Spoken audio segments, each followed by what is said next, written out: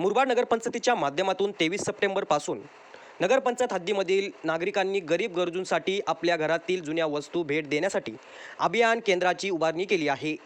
आपल्या घरामधील जुन्या वस्तू, कपडे, भांडी, खेळणी, पुस्तके, इलेक्ट्रिक वस्तू, चपला इत्यादी केंद्रात जमा कराव्यात, जेणेकरून गरजू व्यक्तींना विनामूल्य लाभ घेता येईल। नको असेल ते देऊन जा, हवे असेल ते घेऊन जा या तत्वावर नागरिकांनी सहभाग घेऊन गरजूंना मदतीचा एक हात देऊया, असे आवाहन मुरबाड नगरपंचायतीकडून करण्यात आले आहे।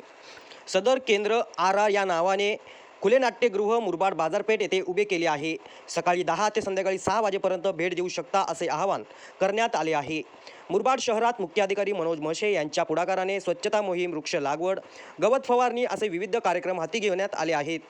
आरोग्याच्या दृष्टीने नागरिकांना सुरक्षित ठेवण्यासाठी त्यांनी उपाययोजना आखल्या आहेत। त्यांचे सहकारी आरोग्य अधिकारी देशमुख, देवकर, देशपांडे, संदीप तेलवणे, जगन जाधव, पवार, दत्ता डोहळे, संदीप देसले, शिंदे, घोडके यांच्यासह सर्वच कर्मचाऱ्यांनी अभियानात सहभाग नोंदवला आहे।